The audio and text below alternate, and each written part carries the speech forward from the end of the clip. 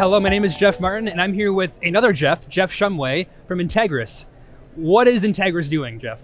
Well, Entegris at its core is actually a material science expertise company, and it traditionally has supported the semiconductor industry. But within the last several years, we've developed a portfolio of technologies that are directly applicable to life sciences. Such as, filtration. So in 2001, Millipore actually spun off their filtration portfolio called Microlis that supported the semiconductor industry. That became a piece of Entegris. ATMI, a little piece of that, became part of Entegris through acquisitions. And a company called Flex Concepts, based in Logan, Utah, that specialized in single-use manufacture, was acquired by Entegris to kind of build up that life sciences portfolio. So the filtration heritage and the legacy of knowledge within this space has always been there, but we're a relatively new player to the life sciences space. Yeah, so when you say new, like how new? When did you guys kind of get into this? Within the last 7 to 10 years. Really, so not brand spanking new. Not brand spanking new, right? Yeah. And our portfolio is pretty specialized because of that material science expertise. When you think about particles, for example, particles are a huge topic of conversation within cell therapy manufacture, and controlling the risk around those has been something I've been focusing on over the last couple of years.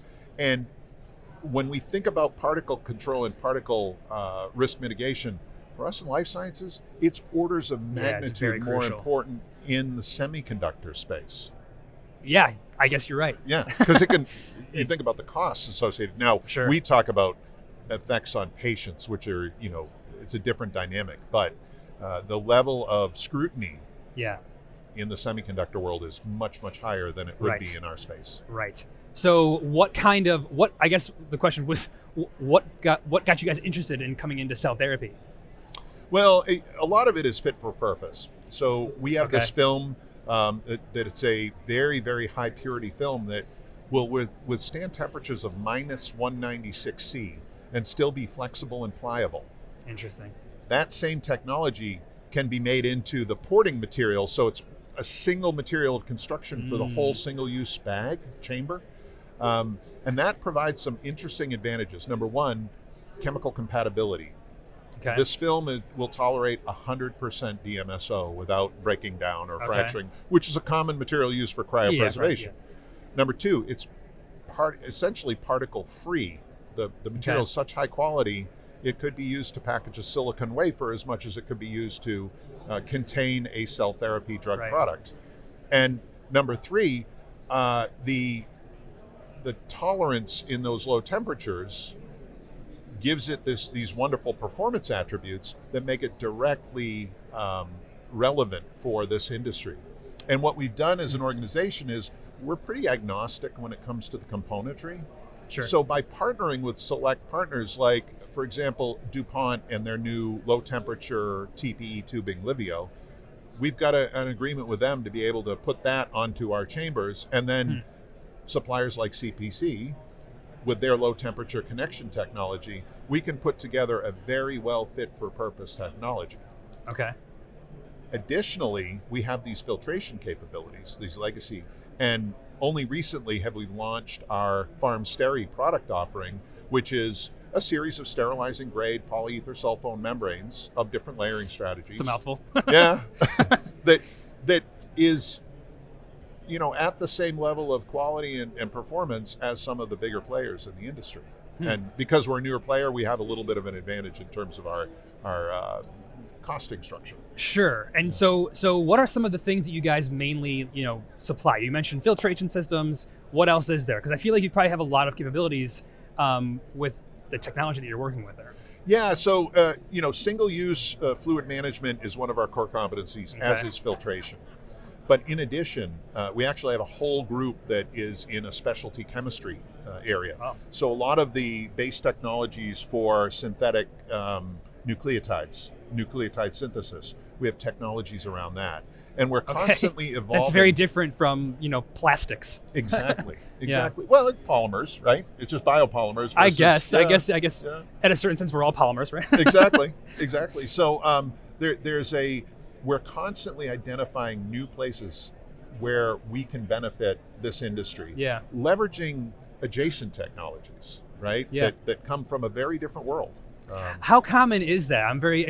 Coming from superconductors to biotech, who else is doing that? I mean, it's got to be, It's interesting if you look at even Millipore Sigma, which is, I spent a few years there.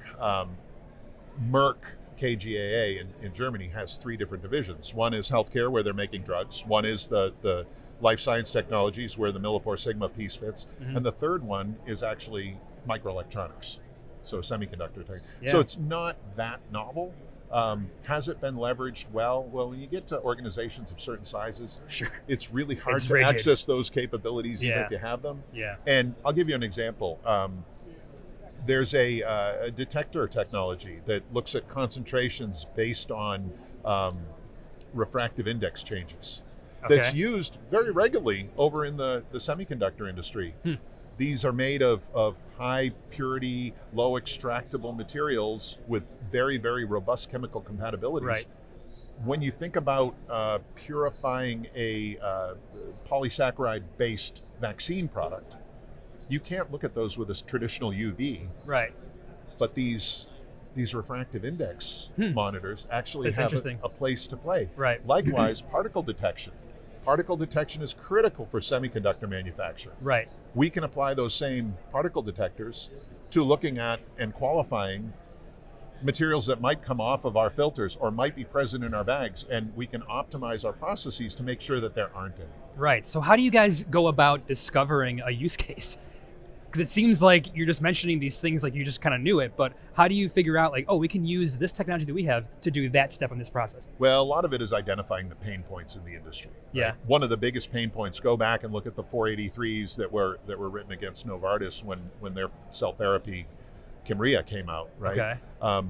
It was all about particles. Interesting. And they discovered that those particles weren't coming from their process at all. They were coming from the bags that they were putting their cell therapy into. Okay. Now, the positive thing there is that they were catching these issues. Yeah, that's true. The negative is that they were there in the first place. Mm-hmm.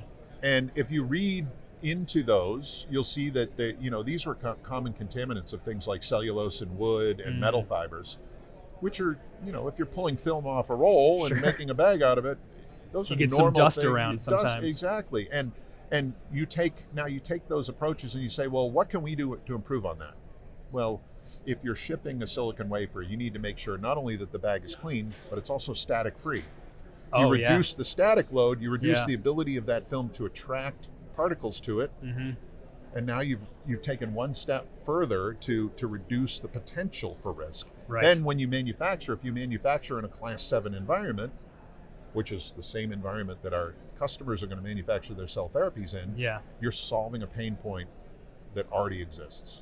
So this is a little bit off topic, but I've seen some pictures of like semiconductor under a microscope, and a flake of dust is like the Empire State Building being laid down in New York City. It's Yes. like that. So It's that dramatic. it's that insane. Yeah.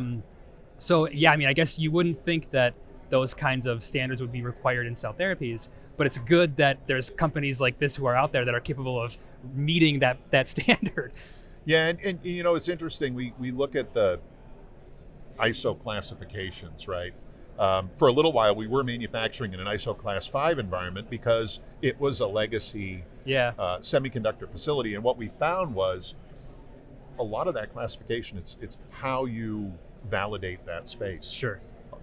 The cleaner you can make the incoming raw materials, the higher standards you can put on those, and then monitoring and measuring your environment, not necessarily to qualify to ISO 5 or ISO 4 or some of those really more intense insane standards, ones, but leveraging the practices that the organization is using on that other side and the same quality systems. And it's good to know that we probably don't need to go that high. It's a little bit overkill, but we can if we needed to, which means just crank it down a little bit, and we know that we're good to go at these levels. Well, yeah, and you think about attributes like shelf life. I mean, a lot of the shelf life determination that we use in our industry is based on validation. And those validations are run maybe to 3 years. And the reason for that is cost. Right. The longer you run one of those studies, the more it accrues cost. We could qualify a facility down to, 0 particles per square meter, right? Right.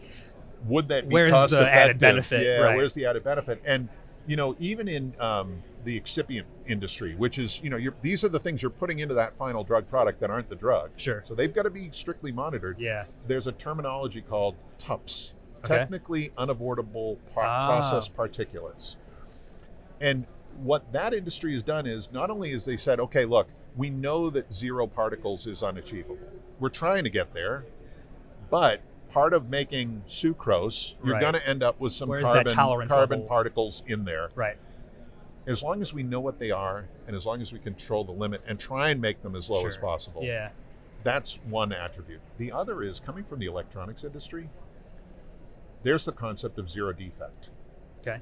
Zero defect came out in the 60s, and the whole concept there was they knew they weren't going to get to 0 defects, but by striving to try and target that, they ended up reducing their goal by over 50% in terms of the defect rate they were seeing. And one of the questions we've been asking internally at Entegris is, yeah, maybe we're not going to get to 0 particles, but can we lower the risk to the point that Right. it's not an issue anymore? Right. Yeah. So what kinds of companies do you work with the most?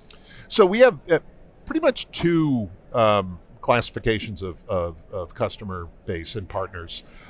One is the drug manufacturers themselves. So cell therapy manufacturers, lentivirus manufacturers, specifically in the novel modalities, because Cool. what's interesting about our premier film technology, Aramis, is not only does it have these really interesting compatibility and fit for purpose attributes, it's also really, really low non-specific absorption to some of these materials. Okay. So like lipids won't stick to it, and Sure. nor will viral particulates, nor will cell therapies. And in that space, we're doing fairly well, but we're also seeing a lot of traction in the suppliers of critical raw Yeah. materials. Yeah. Because they're looking makes for sense. solutions that can plug and play Yep. with similar materials of contact for high value components, so like cytokines for Right. cell therapies, cryopreservation medias, custom media formulations, where you want to make sure that material ends Everything up is what unadulterated. you know what it is. Exactly. Yeah. That's it. Okay. All right. Well, it's good talking to you, Jeff. Good talking with you. Yeah.